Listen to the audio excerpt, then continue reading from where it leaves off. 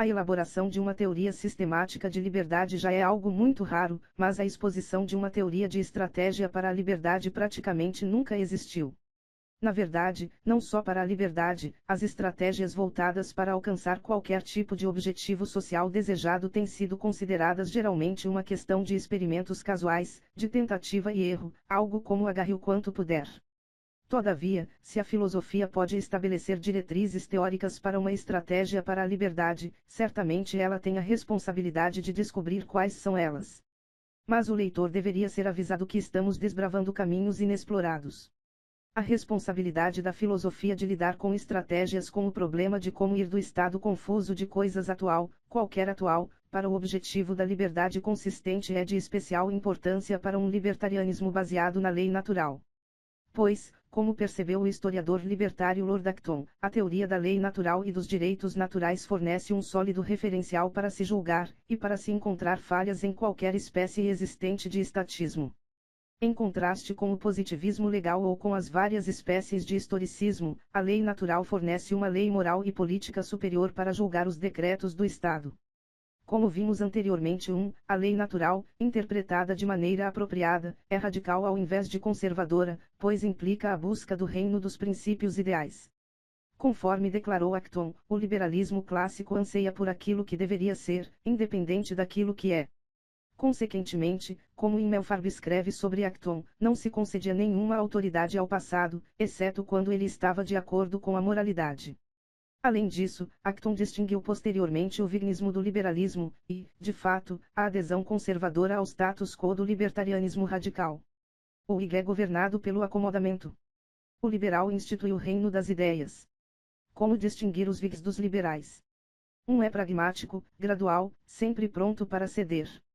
O outro pratica princípios filosóficos. Um é um político visando a uma filosofia. O outro é um filósofo buscando uma política. 2. O libertarianismo, então, é uma filosofia em busca de uma política.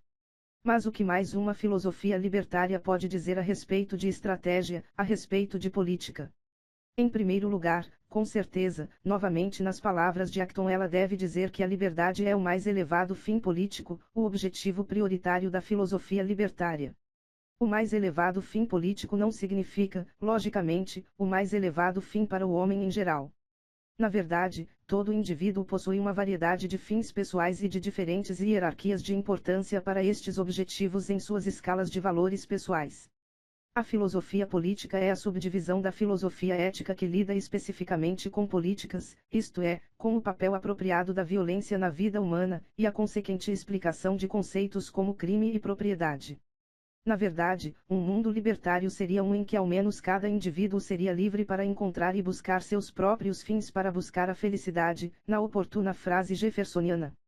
Pode-se pensar que o libertário, a pessoa comprometida com o sistema natural de liberdade, na frase de Adam Smith, quase que por definição assegura o objetivo da liberdade como seu mais elevado fim político.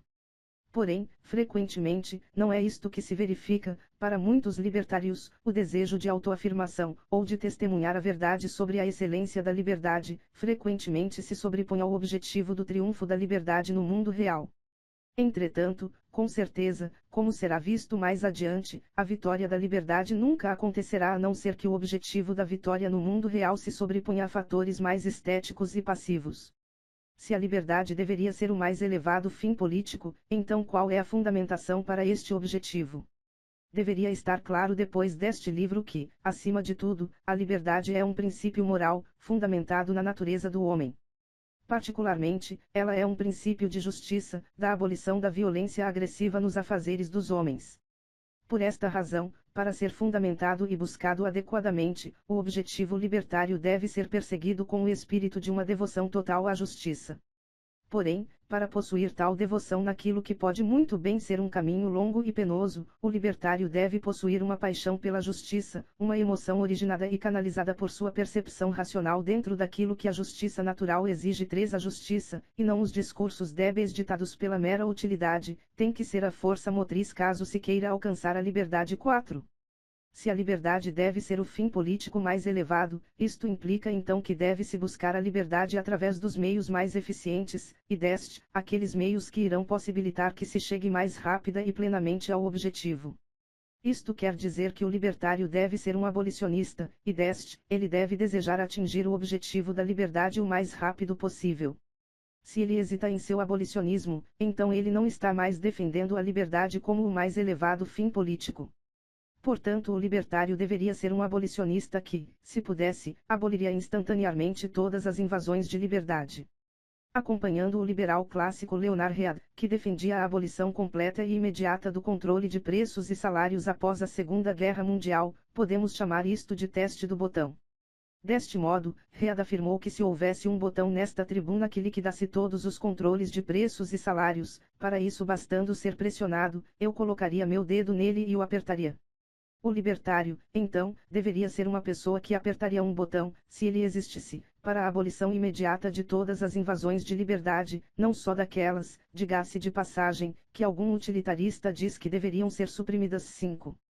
Antilibertários, e geralmente antirradicais, caracteristicamente argumentam que este abolicionismo é impraticável. Ao argumentarem desta maneira, eles irremediavelmente confundem o objetivo desejado com uma estimativa estratégica do possível caminho em direção ao objetivo. É essencial que se faça uma distinção bem definida entre o objetivo supremo e a estimativa estratégica de como alcançar este objetivo. Resumindo, o objetivo deve ser formulado antes de as questões estratégicas ou de o pragmatismo entrarem na jogada. O fato de que este botão mágico não existe, e provavelmente nunca existirá, é irrelevante para a conveniência do abolicionismo propriamente dito. Temos que concordar, por exemplo, com o objetivo da liberdade e a conveniência do abolicionismo em benefício da liberdade. Mas isto não significa que acreditamos que a abolição será de fato alcançável em um futuro próximo ou distante. Os objetivos libertários, incluindo a abolição imediata de invasões à liberdade, são praticáveis no sentido de que eles poderiam ser alcançados se um número suficiente de pessoas concordasse com eles, e que, se alcançados, o sistema libertário resultante seria viável. O objetivo da liberdade imediata não é impraticável, irrealista ou utópico porque, ao contrário de objetivos como a eliminação da pobreza, a sua realização é inteiramente dependente da vontade do homem. Se, por exemplo, todo mundo repentina e imediatamente concordasse com as vantagens predominantes da liberdade, então a liberdade total seria alcançada imediatamente. 6. A estimativa estratégica de como deve ser trilhado o caminho que leva à liberdade é, logicamente, uma questão completamente distinta. 7. Assim, o libertário abolicionista da escravidão William Lloyd Garrison não estava sendo irrealista quando, na década de 1830, levantou a bandeira do objetivo da imediata emancipação dos escravos. Seu objetivo era o objetivo libertário e moral propriamente dito e não estava vinculado ao pragmatismo ou à probabilidade de sua realização. Na verdade, o pragmatismo estratégico de Garrison foi expressado pelo fato de que ele não esperava que o fim da escravidão acontecesse imediatamente ou em um golpe só. Como Garrison cuidadosamente distinguiu, defendendo com o maior rigor possível a abolição imediata, porém, diabos, no fim das contas teremos uma abolição gradual. Nós nunca dissemos que a escravidão seria derrubada de uma só vez, mas que ela deveria ser, nós sempre afirmaremos. 8. De outra forma, conforme alertado diretamente por Garrison, gradualismo na teoria é perpetuidade na prática. De fato, o gradualismo na teoria enfraquece totalmente o próprio objetivo prioritário da liberdade, ele não implica, portanto, apenas uma estratégia, mas sim uma oposição ao próprio fim e, consequentemente, é inadmissível que ele seja uma parte de uma estratégia voltada para a liberdade.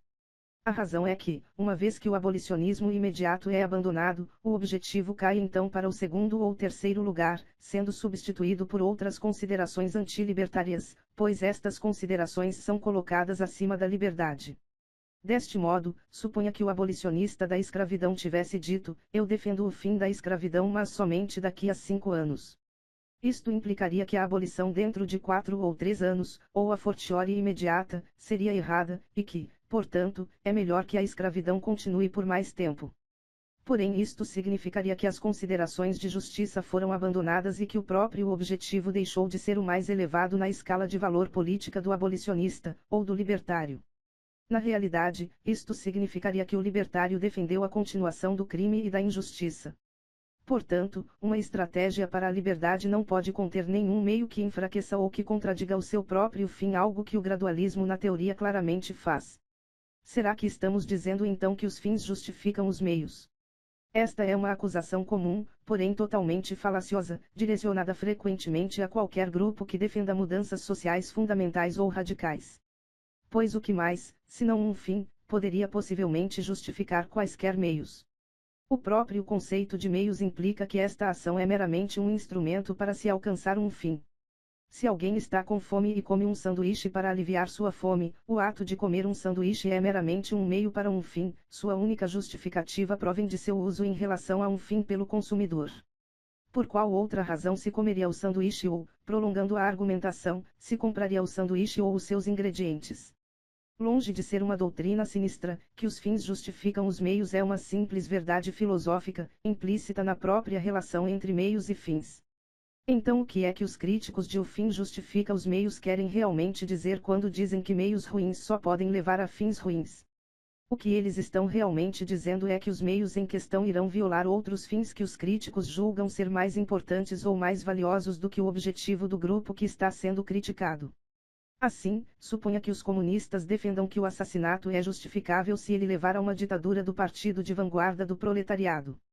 Os críticos deste assassinato, ou desta defesa de assassinato, não estão afirmando realmente que os fins não justificam os meios, mas que o assassinato viola um fim mais valioso, para dizer o mínimo, ou seja, o fim de não cometer assassinato, ou da ausência de agressão contra pessoas.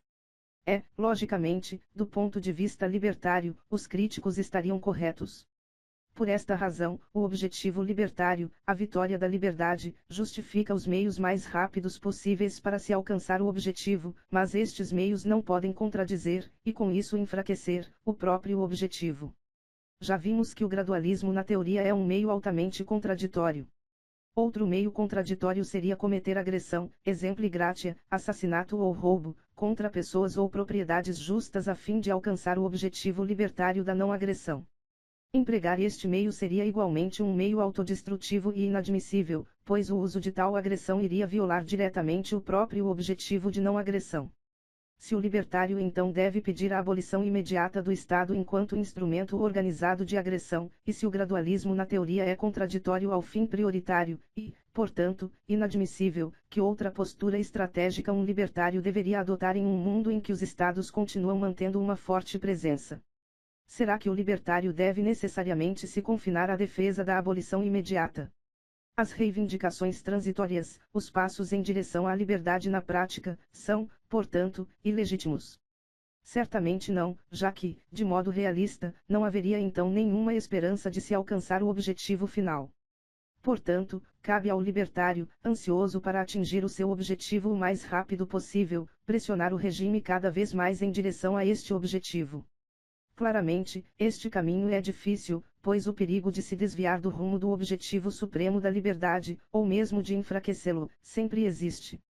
Mas trilhar este caminho, dado o estado do mundo no passado, presente e futuro próximo, é vital se algum dia quisermos que a vitória da liberdade seja alcançada. As reivindicações transitórias, então, devem ser estruturadas de modo que elas, sempre exponham o objetivo supremo da liberdade como o fim desejado do processo transitório, e, nunca deem passos, ou usem meios, que explicita ou implicitamente contradigam o objetivo. Consideremos, por exemplo, uma reivindicação transitória apresentada por vários libertários, a de que a receita do governo seja reduzida em 10% a cada ano durante 10 anos, depois dos quais o governo terá desaparecido. Esta proposta pode ter valor heurístico ou estratégico, contanto que os proponentes sempre deixem totalmente claro que estas são reivindicações mínimas, e que de fato não haveria nada de errado na verdade, seria muito melhor intensificar os cortes da receita para 25% por ano, ou, melhor ainda, cortar em 100% imediatamente. O perigo surge ao implicar, direta ou indiretamente, que qualquer intensificação maior que os 10% seria errada ou indesejável. Um perigo ainda maior de natureza similar aparece com a ideia que muitos libertários têm de estabelecer um programa de transição planejado e abrangente para a liberdade total, exemplo gratia, que, no ano 1, a lei A deve ser revogada, a lei B modificada, o imposto C cortado em 20% etc. No ano 2, a lei D deve ser revogada, o imposto C deve receber um corte adicional de 10% etc. O plano abrangente é muito mais desorientador do que o simples corte da receita, porque ele implica fortemente que, Por exemplo, a Lei D não deveria ser revogada até o segundo ano deste programa planejado. Consequentemente, a armadilha do gradualismo filosófico, do gradualismo na teoria, iria incorrer em uma escala gigantesca. Os aspirantes a planejadores libertários estariam praticamente consentindo, ou parecendo consentir, uma posição de oposição a um ritmo mais rápido em direção à liberdade. Na realidade, existe outro erro grave na ideia de um programa abrangente e planejado voltado para a liberdade. Pois o próprio ritmo cauteloso e estudado, a própria natureza de total abrangência do programa, implica que o Estado não é realmente o inimigo da humanidade, que é possível e desejável que se use o Estado para executar um movimento planejado e calculado em direção à liberdade. Por outro lado, a percepção de que o Estado é o inimigo eterno da humanidade conduz a um panorama estratégico muito diferente, a saber, que os libertários pressionam por, e aceitam com entusiasmo, qualquer redução do poder do Estado ou da atividade estatal em qualquer ramo. Qualquer uma destas reduções a qualquer hora é uma redução no crime e na agressão e é uma redução da perversidade parasítica com a qual o poder do Estado dirige e confisca o poder social. Por exemplo, libertários podem muito bem pressionar por uma redução drástica, ou revogação, do imposto de renda, mas eles não poderiam jamais fazer isso enquanto defendem ao mesmo tempo a sua substituição por um imposto sobre vendas ou outra forma de imposto. A redução ou, melhor, a abolição de um imposto é sempre uma redução não contraditória do poder do Estado e um passo em direção à liberdade, mas a sua substituição por um imposto novo, ou por um aumento em outro lugar, faz exatamente o contrário, pois isto representa uma imposição nova e adicional do Estado em alguma outra frente. A imposição de um novo imposto é um meio que contradiz o próprio objetivo libertário. Semelhantemente, nesta época de déficits federais constantes, nos deparamos com o seguinte problema: deveríamos concordar com um corte de impostos, mesmo que isto possa significar um aumento no déficit. Os conservadores, a partir de suas perspectivas particulares de defenderem o orçamento equilibrado como um fim mais elevado, opõem-se invariavelmente, ou votam contra, um corte de impostos que não seja estritamente acompanhado de um corte equivalente ou maior nas despesas do governo. Mas, uma vez que a cobrança de impostos é um ato maligno de agressão, deixar de dar as boas-vindas com entusiasmo a um corte de impostos enfraquece e contradiz o objetivo libertário. A hora de se opor aos gastos do governo é quando o orçamento está sendo considerado ou votado, momento este em que o libertário deveria igualmente exigir cortes drásticos nas despesas. A atividade governamental deve ser reduzida onde e quando se conseguir. Qualquer oposição a uma específica redução de impostos ou gastos é inadmissível, pois ela contradiz os princípios libertários e o objetivo libertário. Será que isto significa que o libertário não pode jamais estabelecer prioridades, que não pode concentrar suas energias nos temas políticos que considera de maior importância? Claro que não, pois, uma vez que a energia e o tempo de todos são necessariamente limitados, ninguém pode dedicar o mesmo tempo a cada aspecto específico do abrangente credo libertário. Um orador ou escritor de assuntos políticos deve necessariamente estabelecer prioridades, as quais dependam, ao menos parcialmente, das circunstâncias e dos temas concretos da época. Assim, embora um libertário do mundo de hoje certamente defenda a privatização dos faróis, muito dificilmente ele daria mais prioridade à questão dos faróis em relação à da obrigatoriedade do serviço militar ou à da revogação do imposto de renda. O libertário deve usar a sua inteligência estratégica e os seus conhecimentos dos temas da época para estabelecer as suas prioridades políticas. Por outro lado, logicamente, se alguém vivesse em uma ilha pequena, com ocorrência frequente de neblina e com dependência de transporte marítimo, a questão do farol poderia muito bem ter uma prioridade maior em uma agenda política libertária. Além disso, se por alguma razão surgir a oportunidade de se privatizar os faróis mesmo na América atual, ela certamente não deveria ser desprezada pelo libertário. Concluímos então esta parte da questão da estratégia afirmando que a vitória da liberdade total é o mais elevado fim político, que a fundamentação apropriada para este objetivo é uma paixão moral pela justiça, que o fim deveria ser buscado através dos meios mais rápidos e eficazes possíveis, que se deve sempre manter o fim em vista e alcançá-lo o mais rapidamente possível, e que os meios escolhidos nunca devem contradizer o objetivo, seja ao defender o gradualismo, ao empregar ou defender alguma agressão contra a liberdade, ao defender o planejamento de programas elaborados, ao deixar de agarrar qualquer oportunidade de reduzir o poder do Estado ou ao permitir que o aumentem em qualquer área. O mundo, pelo menos no longo prazo, é governado por ideias, e parece óbvio que o libertarianismo somente terá chances de triunfar se as ideias se espalharem e forem adotadas por um número significativamente grande de pessoas. E assim a educação se torna uma condição necessária para a vitória da liberdade. Todos os tipos de educação, das teorias sistemáticas mais abstratas até os dispositivos capazes de capturar a atenção e de despertar o interesse de convertidos em potencial. A educação é, de fato, a teoria estratégica característica do liberalismo clássico. Porém é importante mencionar que as ideias não vagueiam livremente por si só no meio do nada, elas só têm capacidade de influência à medida que são adotadas e passadas adiante pelas pessoas. Então, para a ideia da liberdade triunfar, deve existir um grupo ativo de libertários dedicados, pessoas com grande conhecimento da causa da liberdade e dispostas a difundir a mensagem para outras. Em suma, deve existir um movimento libertário ativo e autoconsciente. Isto pode parecer óbvio, mas tem sido observada uma relutância curiosa de muitos libertários em se considerarem parte de um movimento deliberado e progressivo, ou de se envolver nas atividades do movimento. Todavia, consideremos o seguinte: houve alguma disciplina, ou algum conjunto de ideias do passado, seja o budismo ou a física moderna, que foi capaz de avançar por si só e de obter aceitação sem a existência de um núcleo dedicado de budistas ou de físicos. A menção dos físicos chama a atenção para outro requisito necessário ao sucesso do movimento: a existência de profissionais, de pessoas que dediquem todo o seu tempo e o máximo de atenção ao movimento ou à disciplina em questão. Nos séculos 17 e 18, quando a física moderna surgiu como uma nova ciência, surgiram sociedades científicas que eram basicamente compostas de amadores interessados, que podem ser chamados de amigos da física, que criaram uma atmosfera de estímulo e de apoio para a nova disciplina. Mas, com certeza, a física não teria avançado muito se não fosse pelos físicos profissionais, pessoas que fizeram da física uma carreira de tempo integral, e que, por isso, puderam dedicar toda a sua energia ao fomento e ao avanço da disciplina. A física certamente continuaria a ser um mero passatempo para amadores se a profissão de físico não tivesse surgido. Ainda assim, existem poucos libertários, apesar do espetacular crescimento das ideias e do movimento nos últimos anos, que reconhecem a enorme necessidade do desenvolvimento da liberdade como uma profissão, como um núcleo central para o progresso tanto da teoria como das condições da liberdade no mundo real. Toda nova ideia e toda nova disciplina começam necessariamente com uma ou poucas pessoas, e, a partir daí, difundem-se para um núcleo mais amplo de convertidos e de partidários.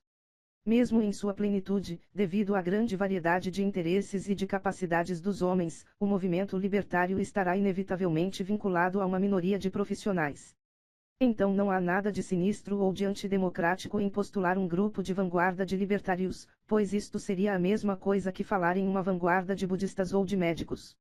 Esperamos que esta vanguarda ajude a fazer com que uma maioria ou uma minoria altamente influente da população adira, se não se dedicarem totalmente, à ideologia libertária. A presença de uma maioria libertária entre os revolucionários norte-americanos, e na Inglaterra do século XIX, comprova que esta proeza não é impossível. Nesse meio tempo, enquanto se percorre o caminho em direção ao objetivo, podemos imaginar que a adoção do libertarianismo é como uma escada ou uma pirâmide, com vários indivíduos ou grupos em diferentes degraus da escada, subindo do total coletivismo ou estatismo até o topo da pura liberdade. Se os libertários não podem despertar a consciência das pessoas para que elas subam ao degrau mais alto da pura liberdade, então eles ainda podem alcançar um objetivo menor, mas ainda importante, de ajudá-las a subir alguns degraus da escada. Com esse propósito, o libertário pode muito bem considerar proveitoso se aliar com não libertários para a realização de alguma atividade ad hoc. Deste modo, o libertário, de acordo com as suas prioridades e com a atual situação social, pode se dedicar a estas atividades de forças unidas com os conservadores para revogar o imposto de renda ou com movimentos civis para acabar com o serviço militar obrigatório ou com a criminalização da pornografia ou de discursos subversivos. Ao unir forças por meio destas alianças em temas ad hoc, o libertário pode alcançar dois objetivos de uma só vez: a. Multiplicar consideravelmente a sua própria capacidade de influência ao trabalhar em prol de um objetivo libertário específico, já que muitos não libertários se mobilizariam para cooperar nestas ações, e b. Despertar a consciência dos colegas da aliança, mostrando a eles que o libertarianismo é um sistema interconectado completo e que o alcance pleno de seu objetivo particular requer a adoção do modelo libertário total. Assim, o libertário pode mostrar aos conservadores que os direitos de propriedade ou o livre mercado só podem ser maximizados e realmente protegidos se as liberdades individuais forem defendidas ou restauradas, e podem mostrar aos ativistas civis a relação inversa. É de se esperar que estas demonstrações façam com que alguns desses aliados ad hoc subam alguns degraus na escada libertária. Conforme os marxistas descobriram, no decorrer de qualquer movimento dedicado a mudanças sociais radicais, e deste, para ir de uma situação social real para um sistema ideal, podem surgir tipos contrastantes de desvios da linha estratégica adequada, aquilo que os marxistas chamaram de oportunismo de direita e de sectarismo de esquerda. Estes desvios, frequentemente atrativos à primeira vista, são tão fundamentais que podemos considerar como sendo uma regra teórica a afirmação de que uma ou ambas irão inevitavelmente surgir, distorcendo assim o movimento nas diferentes fases de sua evolução. Entretanto, qual tendência prevalecerá em um movimento não pode ser determinado por nossa teoria, o resultado dependerá do entendimento estratégico subjetivo das pessoas comprometidas com o movimento. O resultado, então, é uma questão de livre arbítrio e de persuasão. O oportunismo de direita, na sua busca por vantagens imediatas, tende a abandonar o objetivo social final e a mergulhar em ganhos menores e de curto prazo, algumas vezes em total contradição com o próprio objetivo final. No movimento libertário, os oportunistas estão mais dispostos a se juntar ao establishment estatal do que a lutar contra ele, e estão dispostos a renunciar ao objetivo final em prol de ganhos a curto prazo, exempli gratia, declarando que enquanto todos sabem que devemos ter impostos, a situação econômica exige uma redução de 2% da carga tributária. Por sua vez, o sectarismo de esquerda fareja imoralidade e traição de princípios em qualquer uso de inteligência estratégica para a obtenção de demandas que fazem parte de um caminho para a liberdade, mesmo aquelas que ajudam a alcançar o objetivo final e que não o contradizem. Os sectários encontram princípios morais e princípios libertários em toda parte, mesmo em questões meramente estratégicas, táticas ou de organização. Estes sectários provavelmente levantariam a acusação de abandono de princípios diante de qualquer tentativa de se ir além da mera reiteração do objetivo social ideal e de se selecionar e analisar temas políticos mais específicos e prioritários. No movimento marxista, o Partido Social Trabalhista, que encara todos os temas políticos sempre com a reiteração de que o socialismo e somente o socialismo resolverá o problema, é um exemplo clássico do ultrasectarismo em ação. Assim, o libertário sectário despreza um apresentador de televisão ou um candidato político que, diante da necessidade de escolher temas prioritários, enfatiza a revogação do imposto de renda e a abolição do serviço militar obrigatório, enquanto negligencia o objetivo da privatização dos faróis.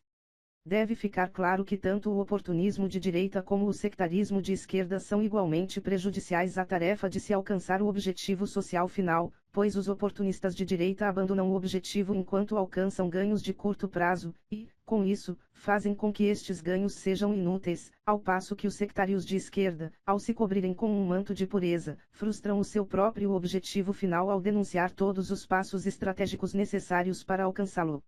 É muito curioso que o mesmo indivíduo alterne algumas vezes entre uma e outra variação, afastando com desdém em cada caso o caminho correto e aprumado. Assim, desesperado após anos de reiteração fútil de sua pureza que não resultaram em nenhum avanço no mundo real, o sectário de esquerda pode mergulhar de cabeça no oportunismo de direita para tentar conquistar algum avanço de curto prazo, mesmo às custas do objetivo final. Ou o oportunista de direita, cada vez mais decepcionado com as concessões pessoais ou de seus colegas de integridade moral e do objetivo final, pula para o lado do sectarismo de esquerda e despreza todo tipo de prioridade estratégica direcionada aos objetivos mencionados. Deste modo, as duas variações opostas se alimentam e se fortalecem mutuamente, e ambas são destrutivas para a tarefa principal de alcançar eficazmente o objetivo libertário. Os marxistas perceberam corretamente que dois conjuntos de condições são necessários para a vitória de qualquer programa de mudança social radical, elas foram denominadas por eles de condições objetivas e subjetivas. As condições subjetivas resumem-se à existência de um movimento consciente e deliberado dedicado ao triunfo de um ideal social específico, condições estas que mencionamos anteriormente. As condições objetivas se referem à existência real de uma situação de crise no sistema vigente, uma crise grave suficiente para ser notada por todos, e para ser entendida como uma falha do próprio sistema. Pois as pessoas são de tal maneira que elas não se interessam em explorar os defeitos do sistema enquanto ele parecer estar funcionando toleravelmente bem. Mesmo se algumas se interessarem, elas tendem a considerar todo o problema como um problema abstrato, irrelevante para suas vidas cotidianas e, portanto, não como um imperativo para a ação, até a crise perceptível estourar. É este estouro que estimula uma busca imediata por novas alternativas sociais e é aí que o núcleo do movimento alternativo, as condições subjetivas, deve estar pronto para fornecer a alternativa, para relacionar a crise com os defeitos inerentes ao próprio sistema, e para mostrar que o sistema alternativo resolveria a atual crise e evitaria que crises similares ocorressem no futuro. É de se esperar que o núcleo alternativo tenha providenciado um registro histórico que demonstre que eles já haviam previsto a crise atual e alertado quanto a ela. Na realidade, se examinamos as revoluções do mundo moderno, descobrimos que, sem exceção, cada uma delas, foi aproveitada por um núcleo pré-existente de ideólogos aparentemente proféticos do sistema alternativo, e, foi precipitada por um colapso do sistema vigente.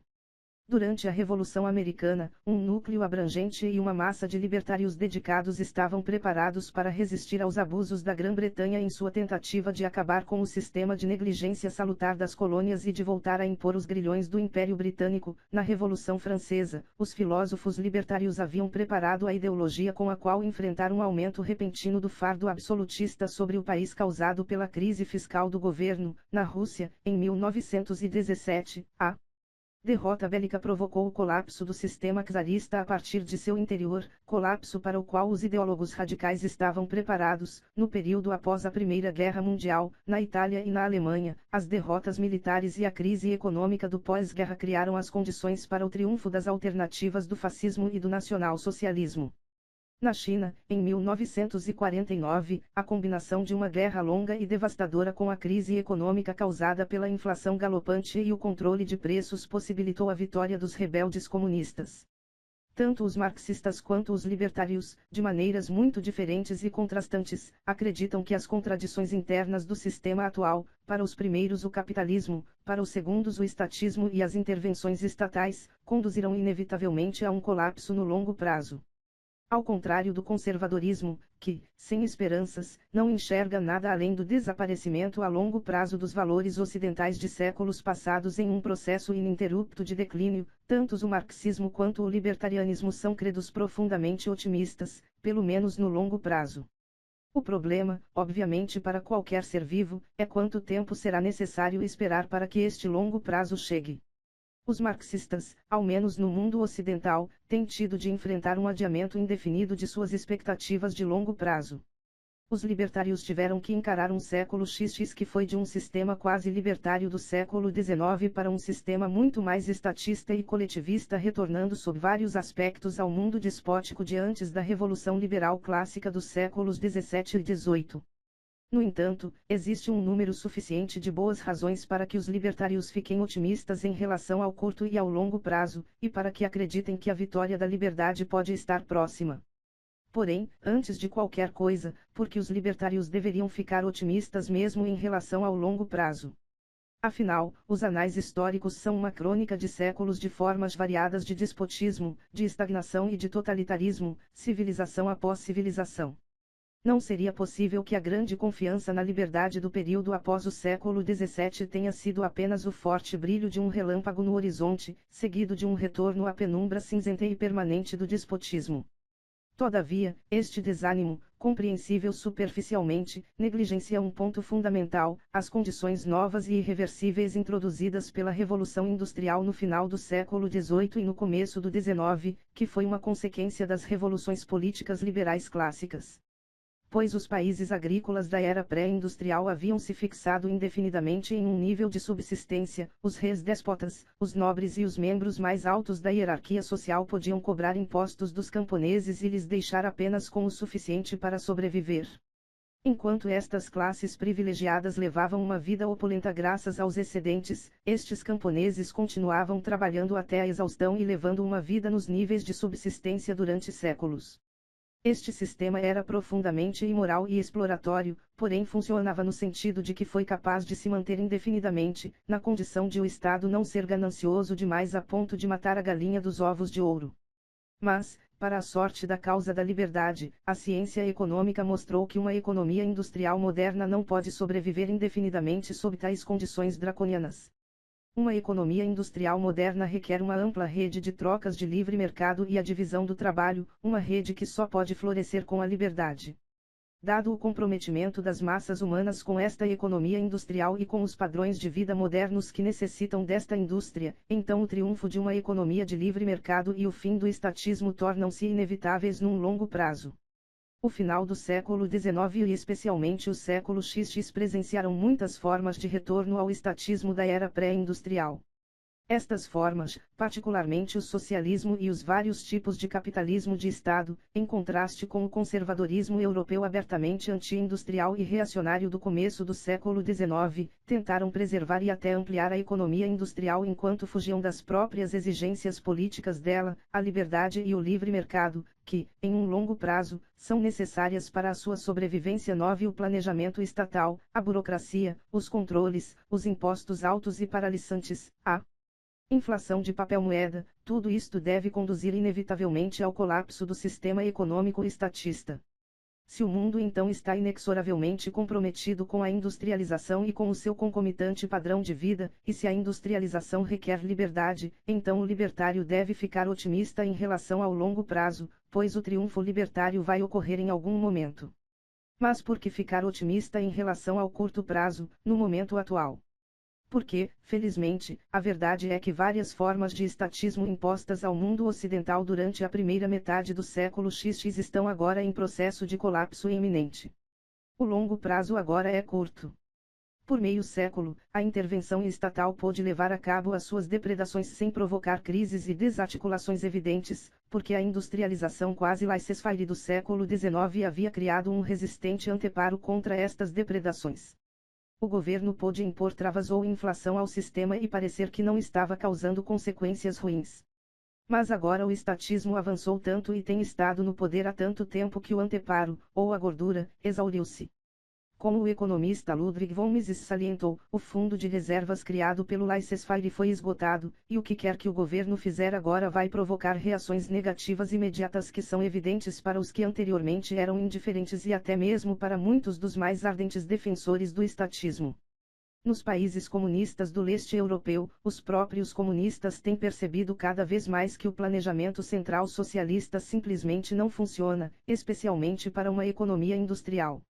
Por esta razão, tem-se observado nos últimos anos o rápido abandono do planejamento central e todo o leste europeu tem se voltado para o livre mercado, principalmente a Iugoslávia. No mundo ocidental, igualmente, o capitalismo de Estado está passando em toda parte por um período de crise, enquanto fica evidente que, literalmente falando, os governos consumiram todo o seu dinheiro, que o aumento de impostos paralisará irremediavelmente as indústrias e os incentivos, enquanto a crescente impressão de papel-moeda, seja diretamente ou por meio do sistema bancário controlado pelo governo, causará uma inflação galopante e desastrosa. E assim é cada vez mais frequente se ouvir falar na necessidade de reduzir as expectativas depositadas no governo até mesmo vindo daqueles que já foram os mais ardentes defensores do Estado. Na Alemanha Ocidental, o Partido Social Democrata abandonou há muito tempo o clamor pelo socialismo. Na Grã-Bretanha, afetada por uma economia paralisada pelos impostos e por uma grave inflação, o Partido Tory, por anos nas mãos de estatistas inveterados, é agora controlado por sua facção orientada ao mercado livre, ao passo que até mesmo o Partido Trabalhista começou a se retirar da defesa do caos planificado do estatismo desenfreado. Nos Estados Unidos, as condições são particularmente promissoras, pois lá, nos últimos anos, tem acontecido coincidentemente, a, um colapso sistemático do estatismo nas políticas econômica, exterior, social e moral, e, b, um surgimento grande e crescente de um movimento libertário e da difusão das ideias libertárias por toda a população, entre os formadores de opinião e os cidadãos comuns. Examinemos cada um destes conjuntos de fatores necessários para um triunfo libertário. É de se surpreender que possamos indicar uma data praticamente exata do colapso sistemático do estatismo nos Estados Unidos, os anos de 1973 a 1974. O colapso foi especialmente notório na esfera econômica. Do outono de 1973 até 1975, a América do Norte experimentou uma depressão inflacionária, na qual a pior recessão do mundo no pós-guerra coincidiu com uma grave inflação de preços. Após 40 anos de políticas keynesianas que supostamente ajustavam a economia de modo a eliminar os ciclos econômicos de inflação e de depressão, os Estados Unidos tiveram que enfrentar ambos os fenômenos simultaneamente, um acontecimento que não pode ser explicado pela teoria econômica ortodoxa. A economia ortodoxa entrou em parafusos, e tanto economistas como leigos estão cada vez mais propensos a se voltar à alternativa austríaca de livre mercado, tanto no âmbito dos paradigmas teóricos como no dos programas políticos. A concessão do Prêmio Nobel de Economia a F. A Hayek em 1974 por sua teoria austríaca dos ciclos econômicos, há muito esquecida, foi uma espécie de sinal das novas correntes que começavam a reaparecer após décadas sendo menosprezadas. Mesmo com a economia recuperada da depressão, a crise econômica não acabou, já que a inflação só fez acelerar, enquanto o desemprego manteve-se alto. Somente um programa de livre mercado que renuncie à inflação monetária e que corte os gastos governamentais irá acabar com a crise.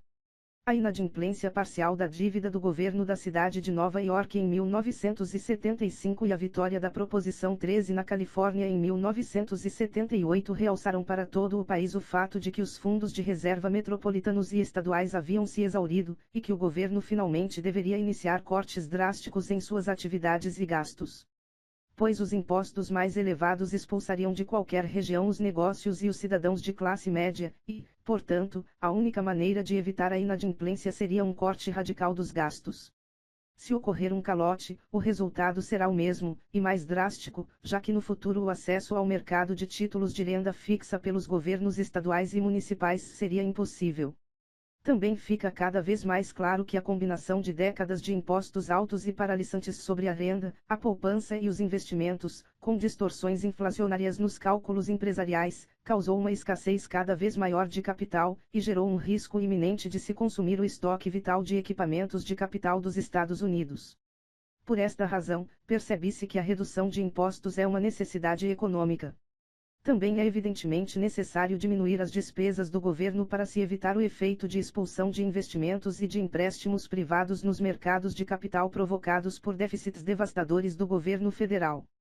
Há uma razão em particular que reforça a esperança de o público e os formadores de opinião aderirem à solução libertária adequada para esta grave e contínua crise econômica, o fato de que é conhecimento geral que o Estado tem controlado e manipulado a economia pelos últimos 40 anos.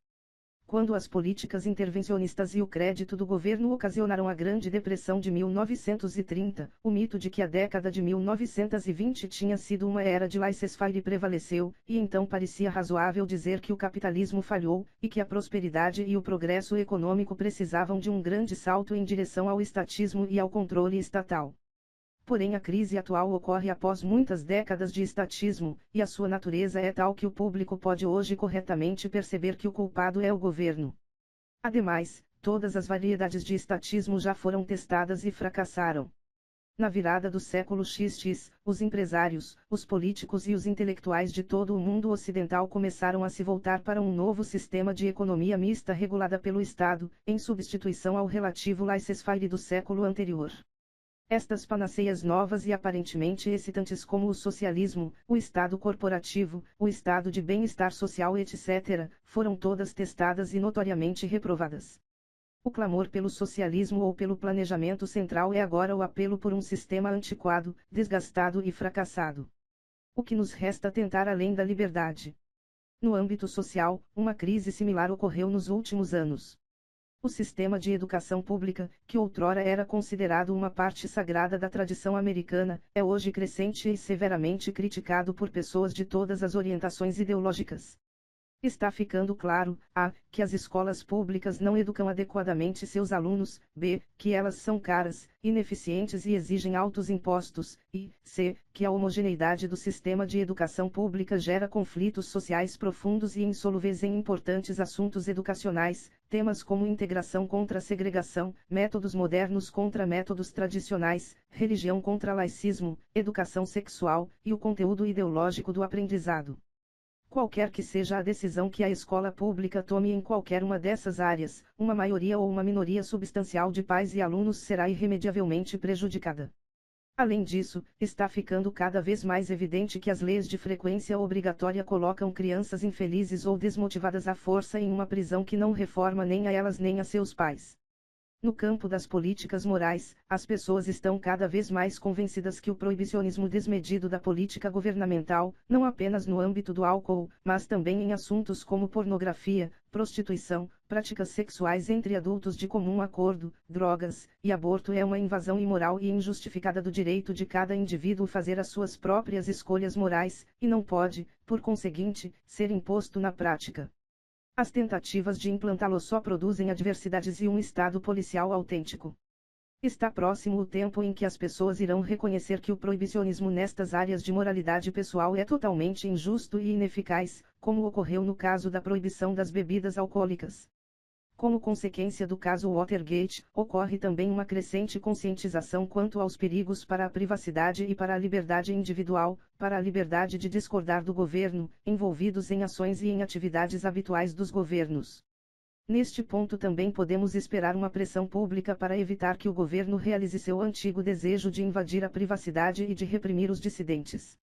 Talvez o melhor sinal de todos, a indicação mais favorável do colapso da mística do Estado, tenha sido as revelações do caso Watergate de 1973 a 74. Pois este caso promoveu uma mudança radical na atitude de todo mundo, independentemente de sua ideologia explícita em relação ao próprio governo. O caso Watergate de fato alertou o público sobre as invasões das liberdades pessoais promovidas pelo governo. Mais importante, ao provocar o impeachment do presidente, retirou permanentemente a áurea sacrossanta que envolvia um cargo que era até então considerado pelo povo americano quase que como o de um soberano. Mas, mais relevante ainda, o próprio governo perdeu em grande medida a sua áurea sacrossanta. Ninguém confia mais em nenhum político ou funcionário público, todo o governo é encarado com permanente receio e hostilidade, retornando deste modo aquela saudável desconfiança do governo que marcou o povo americano e os revolucionários americanos do século XVIII. Depois de Watergate, hoje em dia ninguém ousaria entoar que o governo somos nós, e que, portanto, todos os funcionários eleitos podem agir correta e legitimamente. Para o sucesso da liberdade, a condição mais importante que deve ser obtida é o fim da santificação, a revelação da falta de legitimidade do governo aos olhos do povo, e o caso Watergate nos deu isto. Assim, as condições objetivas para o triunfo da liberdade começaram a aparecer nos últimos anos, pelo menos nos Estados Unidos. Além disso, esta crise sistêmica é de tal natureza que agora é o governo que é percebido como culpado, não podemos nos livrar da crise a não ser que nos voltemos decididamente em direção à liberdade. Portanto, o que é basicamente necessário agora é o desenvolvimento das condições subjetivas, das ideias libertárias e, particularmente, de um dedicado movimento libertário para promover a difusão destas ideias no fórum público. Certamente não é coincidência que foi precisamente durante estes anos a partir de 1971, e com maior firmeza desde 1973, que estas condições subjetivas registraram seus avanços mais notórios do século.